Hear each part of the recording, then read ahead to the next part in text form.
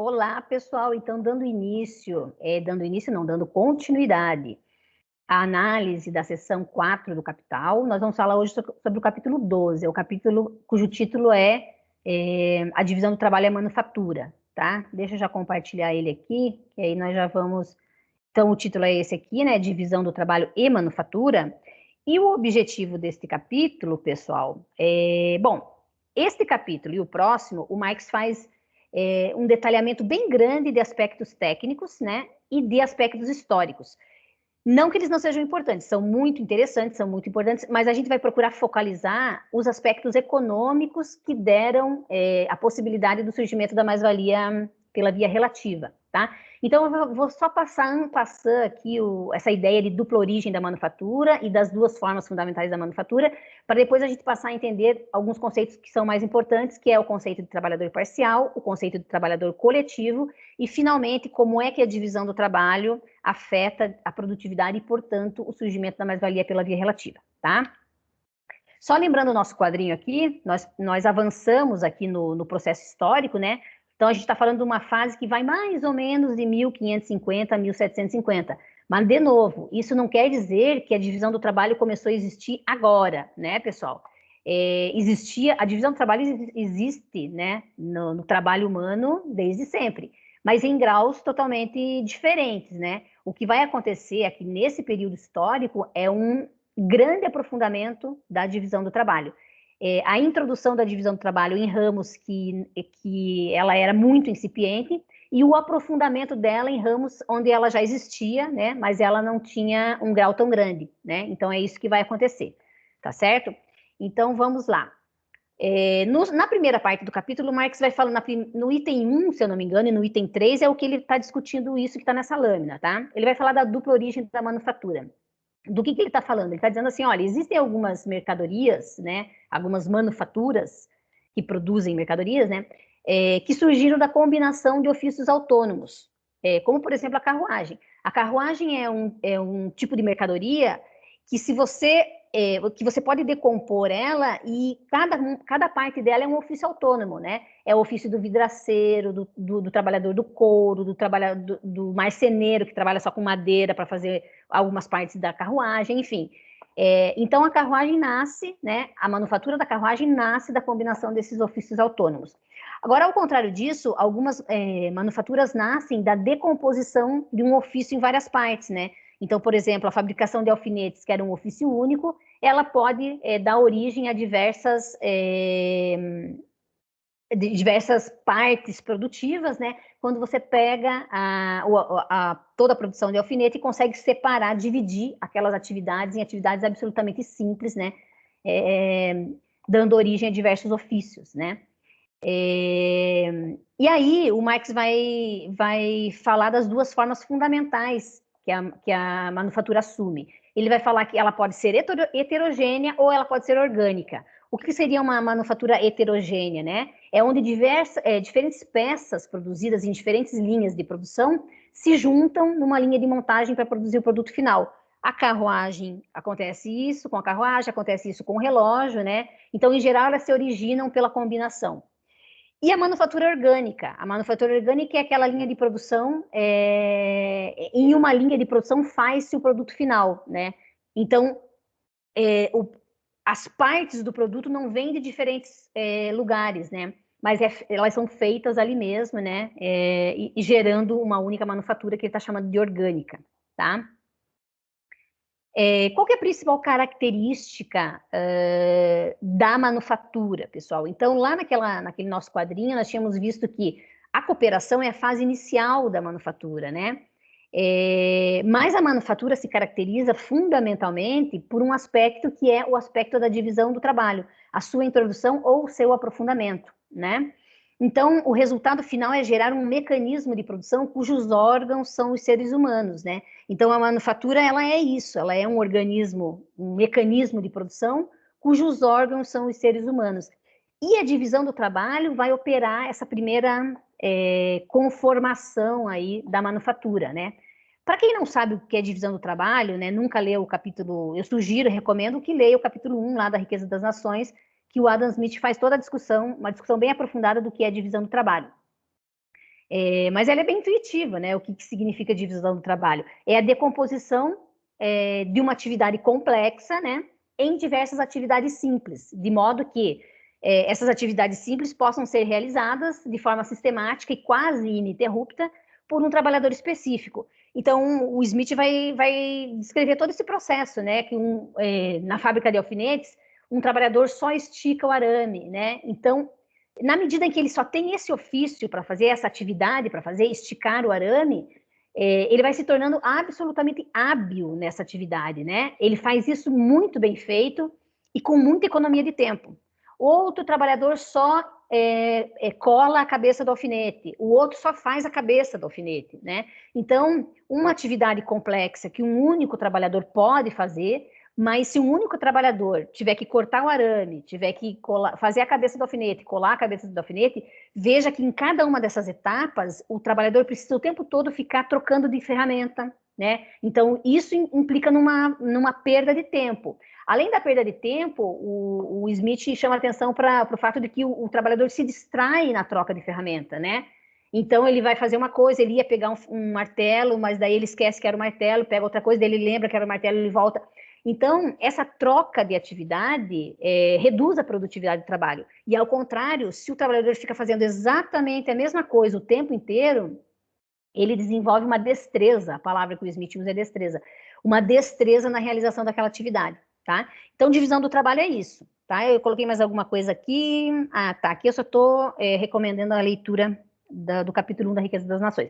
Então, divisão do trabalho nada mais é do que você pegar uma atividade complexa, que antes era realizada por um único trabalhador, e você separa, você divide essa atividade complexa em diversas partes absolutamente simples que podem ser realizadas por diversos trabalhadores, tá?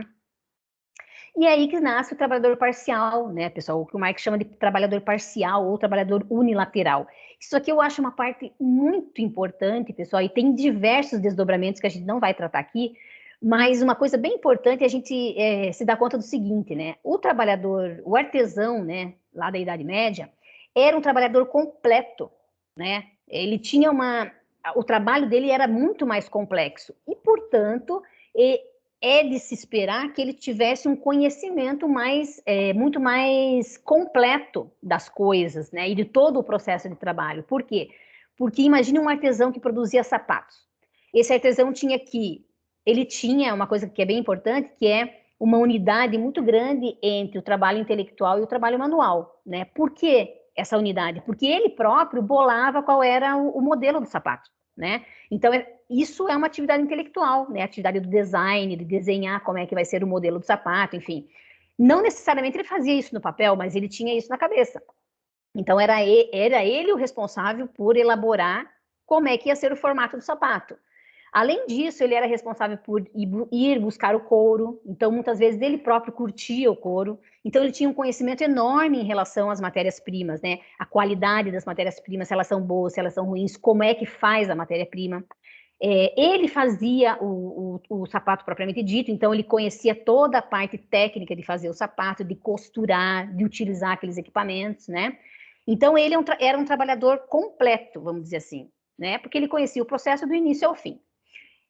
Com a cooperação do trabalho, né, a reunião de diversos trabalhadores num único espaço e com a introdução da divisão do trabalho, o que vai acontecer? Esse artesão que antes produzia o sapato por inteiro, a primeira coisa que se rompe aí é a divisão entre trabalho intelectual e manual, tá? Alguém vai ficar responsável só por fazer o design do sapato e alguém vai ficar responsável, um grupo de trabalhadores vai ficar responsável só pela execução daquele projeto, tá? Então aí já nasceu a divisão entre o trabalho intelectual e o trabalho manual.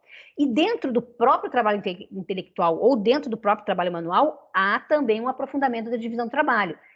Então, nesse grupo de trabalhadores que vai só executar a realização do sapato, alguns vão só cortar o couro, outros vão só costurar o couro, outros vão só colar a sola do sapato. Então, esse é o trabalhador parcial, né? O trabalhador que vai fazer uma coisa só, né? Ou ele vai ser cortador de couro, ou ele vai ser colador de sola de sapato, enfim. Então, o que eu coloquei aqui é o antigo artesão que agora se especializa em apenas uma etapa do processo de trabalho. Essa especialização que a divisão do trabalho traz, ela de fato torna o trabalho mais produtivo, né?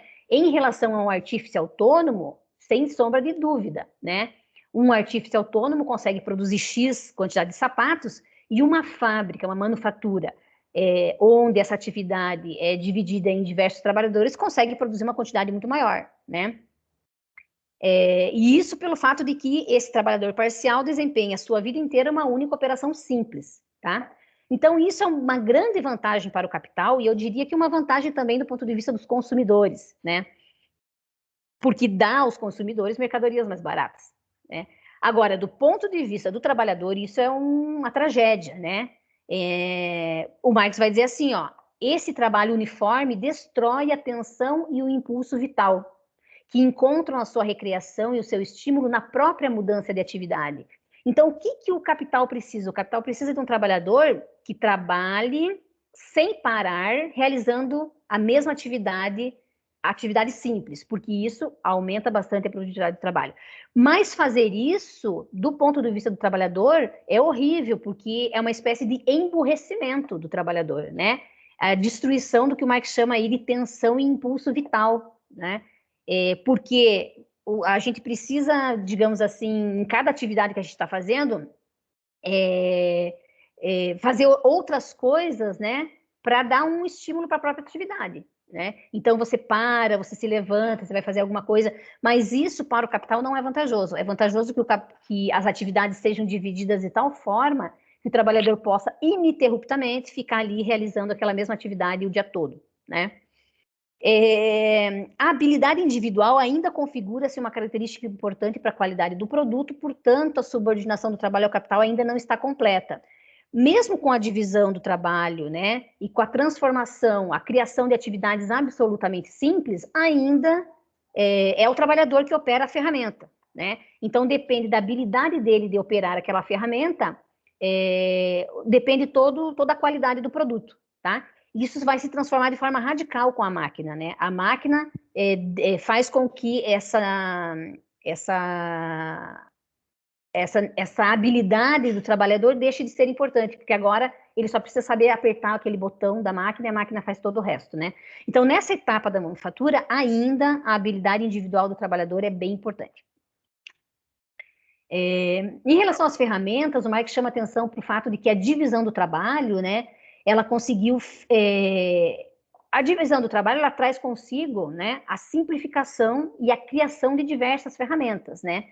Então, para cada atividade absolutamente simples que o trabalhador precisa realizar, uma ferramenta bem específica e adequada para aquela atividade torna a atividade muito mais produtiva. Então, o Marx chama atenção para o fato de que ele ficou surpreso ao visitar uma fábrica e verificar que lá haviam 500 variedades de martelo, né? 500 tipos de martelo diferentes. Por quê? Porque a cada atividade absolutamente simples se requeria um tipo de um martelo específico para que aquela atividade fosse realizada com mais destreza, né? Então, isso colabora para que o trabalho se torne mais produtivo, tá? Então, essa multiplicidade de ferramentas também é um fator que vai colaborar para o aumento da produtividade. E aí, nesse capítulo, pessoal, o Marx traz o conceito de trabalhador coletivo, que é um conceito bem importante, porque ele está relacionado com o conceito de trabalho produtivo, né? O trabalhador coletivo nada mais é do que a soma dos trabalhadores parciais unilaterais, né? Então, vamos pegar a produção do sapato. Se antes o sapato era produzido por um único artesão, agora ele é produzido por diversos trabalhadores parciais, que cada um faz uma etapa da produção do sapato, e que eles estão concatenados de uma forma tal que eles formam um único trabalhador coletivo, né? Um organismo, né? Um mecanismo único, cuja atividade de cada um deles depende da atividade do outro, né? Então, essa é uma coisa importante da divisão do trabalho. A divisão do trabalho faz essa vinculação entre os trabalhadores. A atividade que eu realizo tem que ser realizada de forma adequada e num tempo adequado, porque a próxima etapa é um outro trabalhador que vai realizar. Então, se eu me atraso ou se eu faço errado, eu já prejudico o trabalho do trabalhador que vem na sequência, tá? Então, e por que esse conceito de trabalhador produtivo coletivo é importante, pessoal? Porque aí o Marx está ampliando o conceito de trabalhador produtivo, né? Ele vai dizer assim, trabalhador produtivo todos os membros parciais que compõem o trabalhador coletivo. Mas notem, tem que cuidar para não expandir esse conceito de forma inadequada. Então, o trabalhador coletivo, ele é o trabalhador que se concentra na produção do produto. Então, o trabalhador que cuida da segurança do produto, o trabalhador que cuida da administração dos elementos que vão nesse produto, da compra e da venda, não fazem parte do trabalhador coletivo, certo? Portanto, não são produtivos, continuam não sendo produtivos. Mas o Marx inclui aí, por exemplo, o gerente da produção. O gerente da produção é um trabalhador produtivo, porque ele faz parte do trabalhador coletivo, né? Ele é um dos trabalhadores que está ali diretamente relacionado ao processo produtivo e, portanto, produzindo mais-valia e mais-valia absoluta, enfim. Então, esse é o conceito de trabalhador coletivo. Aí eu estou dizendo aqui, a manufatura cria uma das condições materiais da maquinaria, a combinação de instrumentos simples. Isso aqui é bem importante também. A divisão do trabalho, né, como eu disse ali, ela simplifica diversas ferramentas, ela cria ferramentas simples. E essa é a base da maquinaria, porque a maquinaria, ela precisa de diversas ferramentas simples que ela possa juntar num mecanismo único e realizar uma atividade que é mais complexa, que antes era realizada pelo trabalhador. Então, essa divisão do trabalho que ocorre na maquinaria, na manufatura, né, ela cria as condições materiais da existência da própria maquinaria, tá? Bom, quais são os efeitos da divisão do trabalho sobre o valor da mercadoria? Como eu disse anteriormente, uma coisa importante da divisão do trabalho é que ela concatena os trabalhadores, né? Então, essa parte que eu coloquei é uma citação do Marx, embora não tenha posto a página aqui, depois eu procuro para vocês. Mas o Marx vai dizer mais ou menos assim, ó, a dependência direta dos trabalhadores entre si na manufatura obriga o trabalhador individual a despender só o tempo necessário à sua função, produzindo uma continuidade, uma regularidade, um ordenamento, uma intensidade de trabalho diferente daquelas vigentes nos ofícios independentes, né? E mesmo diferente daquela que acontecia na cooperação simples. Então, é essa concatenação dos trabalhadores, né, que aumenta a produtividade do trabalho e, portanto, reduz o valor unitário da mercadoria. E aí, como nós já vimos, quando isso acontece nas indústrias que produzem as mercadorias consumidas pelos trabalhadores, isso vai implicar em mais-valia pela via relativa, tá? Então, a manufatura aprofunda o processo da divisão do trabalho, aprofunda onde já existia ou introduz onde não existia, né? Separa o trabalho intelectual do manual, né? Simplifica as tarefas, né? Sejam elas manuais ou intelectuais, aumentando a produtividade do trabalho, pois as atividades simples, né, se realizam mais rápido, sem interrupções e sem erros do que atividades complexas, né? Essa simplificação de tarefas cria uma classe de trabalhadores não qualificados, fazendo cair o valor da força de trabalho em razão da redução dos custos de aprendizagem. Isso é uma coisa bem interessante que o Marx está retratando ali, né? Ele vai dizer assim, olha, um trabalhador complexo, aquele trabalhador que domina todo o processo, domina o conhecimento de todo o processo de trabalho, para ele chegar nesse ponto, ele precisa de muito treino, muito curso, muita aprendizagem. Isso a aprendizagem é um elemento do valor da força de trabalho, como nós vimos, né?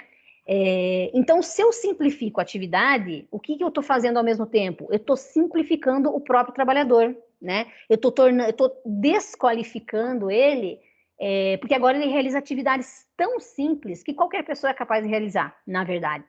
Então, isso faz com que o próprio valor da força de trabalho caia. Cai por esta razão de reduzir o custo de aprendizagem, mas cai também em razão do fato de que, como é uma atividade absolutamente simples, qualquer pessoa pode realizar, o capital pode lançar a mão de qualquer pessoa que esteja no Exército Industrial de Reserva para realizar aquela atividade. Então, a divisão do trabalho traz esse efeito também negativo para o trabalhador, né? Do ponto de vista do conhecimento dele, ele precisa saber cada vez menos. Então, é muito diferente de um trabalhador, de um artesão da Idade Média, onde ele precisava ter um conhecimento muito maior sobre o processo produtivo. Agora, o trabalhador não precisa disso. Ele precisa saber só de uma parte muito pequena, muito específica de todo o processo de trabalho, tá? Então, tanto o aumento da produtividade quanto a redução do valor da força de trabalho, redução essa decorrente da desqualificação do trabalhador, levam ao aumento da mais-valia pela via relativa, certo? Então, que conclusão a gente pode chegar nesse capítulo, pessoal? A primeira delas, a consolidação da fase manufatureira se dá com a introdução ou o aprofundamento da divisão do trabalho, tá? A divisão do trabalho produz o efeito de aumentar a produtividade do trabalho, né? Efeito esse que também nada custa a mais para o capitalista, mas ao gerar o barateamento do valor da força de trabalho, produz a mais-valia pela via relativa, né? Então, são vantagens para o capitalista, né? O capitalista tem essa vantagem ao introduzir a divisão do trabalho. Nesta fase da manufatura, o trabalho ainda está subordinado ao capital, mas apenas formalmente. O produto final ainda depende da subjetividade da força de trabalho. Então, Marx vai dizer que na manufatura, a subordinação do trabalho é formal, né? E só vai ocorrer uma subordinação real com a maquinaria, que é o que nós vamos ver na próxima aula, certo? Então, nós vamos ficando por aqui. Na próxima videoaula, nós vamos falar, então, do capítulo 13, que é o capítulo da maquinaria, capítulo bem importante para finalizar aí essa seção 4 do Capital, que fala sobre a mais-valia relativa. Então, até a próxima videoaula.